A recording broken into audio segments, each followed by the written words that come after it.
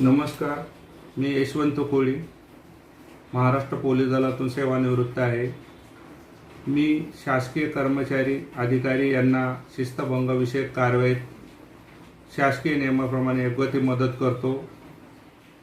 माझं संपर्क कार्यालय ठाणे रेल्वे स्टेशन प्लॅटफॉर्म क्रमांक 10 बाहेर आनंद टाकीजच्या बाजूला आहे. तसेच माझा संपर्क क्रमांक आहे 7039017848 9004770374.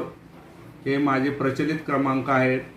तसेच इतर क्रमांकसुद्धा आहेत, ते माझे यूट्यूब चॅनलवर देण्यात आलेले आहेत. तरी सर्वांना विनंती करण्यात येत आहे की ज्यांना काही शिस्तभंगविषयक कारवाईबाबत काही अडचणी असल्यास किंवा त्यांचा गैरसमज असल्यास ते माझ्याशी संपर्क करू शकता किंवा आमच्या कार्यालयाला भेट देऊ शकता किंवा आमच्या यूट्यूब चॅनलला सबस्क्राईब करू शकता, ही विनंती. आजचा विषय आहे प्राथमिक चौकशी. प्राथमिक चौकशी ही केली जाते शिस्तभंगविषयक बाबीकरता. प्राथमिक चौकशी ज्या वेळेला केली जाते, जास्त करून ज्या शासकीय कर्मचाऱ्यांच्या विरोधात गुन्हे दाखल असतात त्यांना मोठ्या प्रमाणावर अडचणी निर्माण होत असतात. त्यांना अटक केली जाते, ते गुन्ह्यात कायदेशीररित्या न्यायालयातून जामीन घेऊन जामिनावर सुटतात. त्यानंतर त्यांना निलंबन आदेश बजावला जातो किंवा न्यायालयीन कोठडीत किंवा पोलीस कोठडीत असताना त्यांना निलंबन आदेश दिला जातो. त्यानंतर त्यांच्या विरोधात शिस्तभंगाची प्राथमिक कारवाई चालू केली जाते. त्यांच्या विरोधात गुन्हा दाखल केला जातो.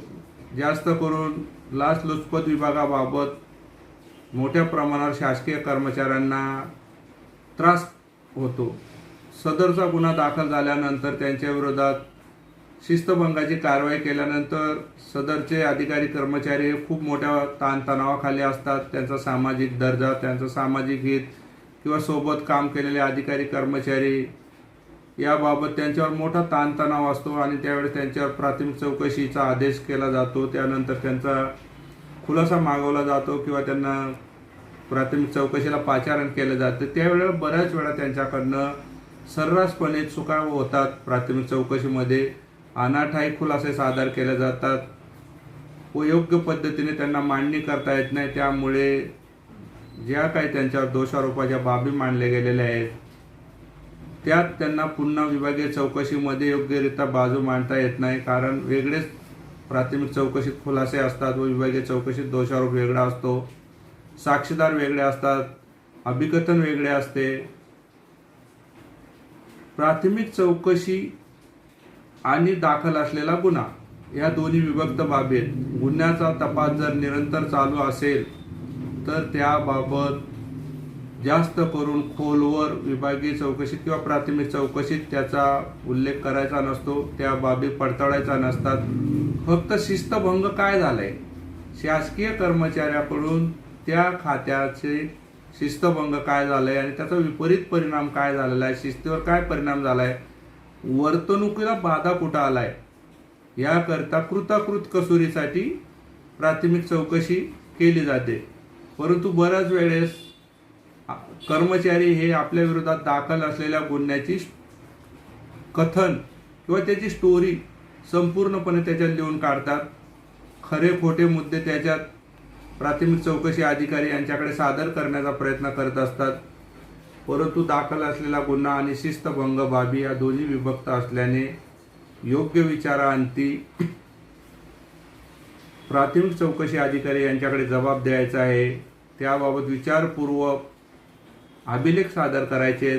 अनाठायी कोणत्याही प्रकारचे अभिलेख किंवा अनाठायी निवेदन प्राथमिक चौकशीत सादर करू नये किंवा एखाद्या अधिकारी किंवा कर्मचारी याच्या विरोधात जाणीवपूर्वक त्यात उल्लेख करून त्याला सुद्धा अडकवण्याचा बऱ्याच वेळा प्रयत्न केला जातो. अशा सुद्धा बाबी करू नयेत, जेणेकरून आपल्या विरोधात जी कारवाई चालू आहे या कारवाईबाबत विचारणा केली.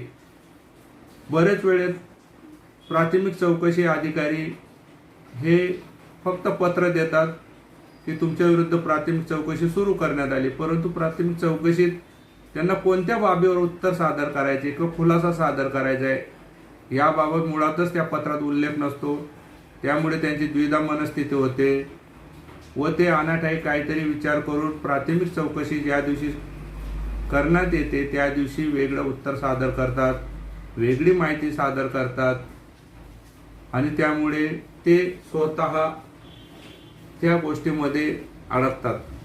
परंतु बरेच वेळा असं लक्षात आलेलं आहे की काही लोकांना विभागीय चौकशी किंवा प्राथमिक चौकशी व शिस्तभंग कारवाई याच्यात मुळातच ज्ञान नसतं.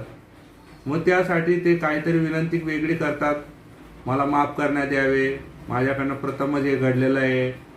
परंतु दाखल असलेला गुन्हा खरा किंवा खोटा आहे किंवा त्याबाबत दोषारोपपत्र सादर करण्याचं किंवा त्या दाखल करण्याची परवानगी देणे हे सक्षम अधिकारी यांचे काम आहे. सुनावणी न्यायालयात होणार.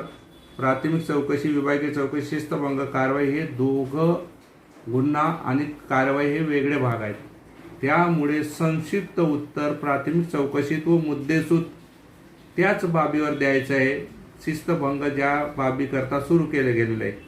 अनाठाई कोणत्याही प्रकारचे अतिरिक्त उत्तर गुन्ह्याचा उल्लेख करून त्यात देऊ नये, अन्यथा गुन्ह्याचा समांतर तपास केला गेला असे होईल.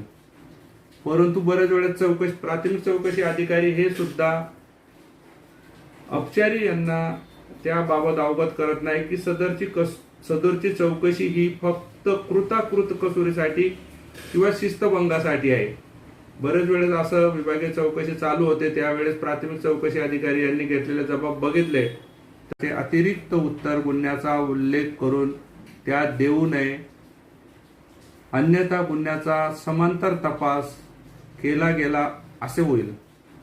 परंतु बरेच वेळेस प्राथमिक चौकशी अधिकारी हे सुद्धा अपचारी यांना त्याबाबत अवगत करत नाही की सदरची चौकशी ही फक्त कृताकृत कसूरीसाठी किंवा शिस्तभंगासाठी आहे.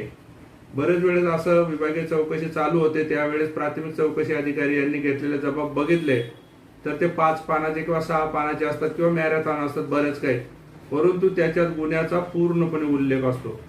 त्यामुळे जो गुन्हा शासकीय कर्मचाऱ्याच्या विरुद्ध दाखल असतो त्यातील फिर्यादी यांना त्या बाबी अवगत होतात व त्यांच्या पुरवणी जबाब ज्यावेळेस ते गुन्ह्याचे तपासी अंमलदार यांच्याकडे देतात तेव्हा त्यांना त्याच्यात सुधारणा करता येते व त्याचा फटका बऱ्याच वेळा अपचारी यांना बसतो. तरी असे न करता निव्वळ कृताकृत कसूरीसाठी व ज्या शिस्तभंग कारवाईबाबत प्राथमिक चौकशी अधिकारी विचारतील तेवढीच माहिती त्यांना द्यायची आणि तेवढ्याच बाबीवर निवेदन किंवा जबाब सादर करायचा आहे. त्याच्या व्यतिरिक्त अतिरिक्त अनाठाई गुन्ह्याबाबतची माहिती प्राथमिक चौकशीच्या जबाबात देऊ नये ही विनंती.